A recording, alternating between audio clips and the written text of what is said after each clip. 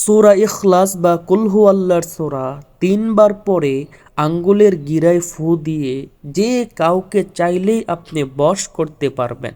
যে মানুষটা আপনাকে ছেড়ে চলে গেছে, একদিনের ভিতরে সে আপনার সাথে যোগাযোগ করবে এই আমল করার মাধ্যমে। তো আমলটি নিয়ম জানতে ধৈর্য ধরে ভিডিওটি শেষ পর্যন্ত দেখুন, ইনশাল্লাহ ভালো কিছু শিখতে পারবেন। ছোট্ট একটা রিকোয়েস্ট থাকবে, এমন সুন্দর সুন্দর ইসলামিক ভিডিওগুলো পেতে দয়া করে এই চ্যানেলটি সাবস্ক্রাইব করে বা পেজটি লাইক ও ফলো দিয়ে সাথে থাকবেন। তো প্রিয় ভাই, এই আমলটা অনেক পাওয়ারফুল এবং শক্তিশালী একটা আমল। আপনি যাকে চান তাকেই বশ করতে পারবেন, আপনার প্রতি আকৃষ্ট করতে পারবেন। এই আমলটা আপনার স্ত্রী যদি আপনার প্রতি তেমন আকর্ষণ না থাকে, আপনাকে তেমন ভালো না বাসে, আপনাকে পাত্তা না দেয়, তো আপনার স্ত্রীকে উদ্দেশ্য করেও যদি আমলটি করেন, ইনশাল্লাহ সে আপনার প্রতি আকৃষ্ট হবে, আপনাকে আগের চেয়ে বেশি ভালোবাসবে। অথবা আপনার স্বামী আপনার প্রতি তেমন তার কোনো আকৃষ্ট নয়, সে বাহিরে পরকিয়া করে বেড়ায়, আপনার তেমন খোঁজ খবর নিতে চায় না, আপনার খেয়াল রাখতে চায় না, তো আপনার স্বামীকে উদ্দেশ্য করে আমলটি করুন। ইনশাল্লাহ দেখবেন আপনার স্বামী পরিবর্তন হয়ে যাবে, আপনাকে পাগলের মতো ভালোবাসবে, আপনাকে খেয়াল রাখবে। অথবা আপনি কোনো একটা মানুষকে পছন্দ করেন, তাকে পাইতে চান এবং সেও যেন আপনাকে ভালোবাসে, আপনি চান, তাহলে তাকে উদ্দেশ্য করে এই আমলটা করুন। ইনশাল্লাহ হালালভাবে আল্লাহ তাআলা আপনার মনের আশা পূর্ণ করে দিবে। তো আসুন সরাসরি সেই আমলটার নিয়ম সম্পর্কে আমরা জেনে আসি। আমলটা করার জন্য আপনাকে প্রথমে পবিত্র হয়ে নিতে হবে। পবিত্র হয়ে পবিত্র একটা জায়নামাজ বিছিয়ে জায়নামাজে বসবেন। চেষ্টা করবেন একেবারে নিরিবিলি নির্জন জায়গাতে আমলটা করার জন্য। কারণ নিরিবিলি নির্জন জায়গায় যেই কোনো কাজ বা ইবাদত বা আমল, সেটার ভিতরে আলাদা একটা মনোযোগ থাকে, দিল থেকে আলাদা একটা দরদ থাকে। তো আপনি জায়নামাজে বসে প্রথমে ৩ বার ইস্তেগফার পাঠ করবেন। আস্তাগফিরুল্লাহ, আস্তাগফিরুল্লাহ, আস্তাগফিরুল্লাহ পাঠ করার পরে আপনি ৩ বার প্রিয় নবীর উপর দুরূদ শরীফ পাঠ করবেন।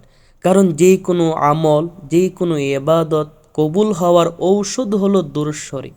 যেই কোনো আমলের আগে পরে যদি দুরূদ শরীফ থাকে, সেই আমল কবুল হওয়ার চান্স বেড়ে যায়। তো আপনি ৩ বার প্রিয় নবীর উপর দুরূদ শরীফ পাঠ করবেন। আপনি যেই দুরূদ শরীফটা জানেন সেটাই পড়বেন, কোনো সমস্যা নেই। দুরূদ শরীফ পড়ার পরে আপনি ৩ বার সূরা ইখলাস পাঠ করতে হবে।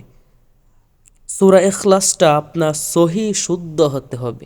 আমি একবার পাঠ করি, দেখুন আপনি নিজের সাথে মিলিয়ে আপনারটা সহি শুদ্ধ আছে কিনা। আউযু বিল্লাহি মিনাশ শাইতানির রাজিম। বিসমিল্লাহির রহমানির রহিম। কুল হুয়াল্লাহু আহাদ, আল্লাহুস সামাদ, লাম ইয়ালিদ ওয়া লাম ইউলাদ ওয়ালাম ইয়াকুল্লাহু কুফুয়ান আহাদ। এই হলো সূরা ইখলাস সহি শুদ্ধভাবে। এই সূরা ইখলাসটা আপনি কোন নিয়মে পাঠ করবেন? আপনার হাতের প্রত্যেকটা আঙ্গুলে কিন্তু 4টা গিরা থাকে। প্রথমে আপনি আঙ্গুলের একটা গিরায় অন্য আঙ্গুল দিয়ে ধরে রাখবেন। ধরে আপনি একবার আউযুবিল্লাহ বিসমিল্লাহ সহ সূরা ইখলাসটা পাঠ করবেন। একবার পাঠ শেষ হলে যে আঙ্গুলের গিরায় ধরে রেখেছেন সেখানে একটা ফু দিবেন। আবার দ্বিতীয় গিরায় ধরবেন, দ্বিতীয়বার সূরা ইখলাস আউযুবিল্লাহ বিসমিল্লাহ সহ পড়বেন। আবার পড়া শেষ হলে দ্বিতীয় গিরায় ফু দিবেন। আবার তৃতীয় গিরায় ধরবেন, ধরে আবার তৃতীয়বার সূরা ইখলাস পাঠ করবেন। পাঠ করা শেষ হলে তৃতীয় গিরায় আবার ফু দিবেন। প্রিয় ভাই, এইভাবে ৩ বার পড়া শেষ হলে আপনি আবার ৩ বার প্রিয় নবীর উপর দুরূদ শরীফ পাঠ করবেন।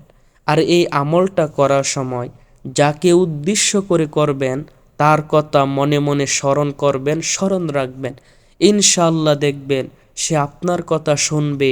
আপনি চাইতেছেন সে আপনার প্রতি আকৃষ্ট হতে, সে আকৃষ্ট হবে, আপনার প্রতি তার দরদ ভালোবাসা বাড়বে। আর এই আমলটি পুরুষ মহিলা উভয়জনে করতে পারবে।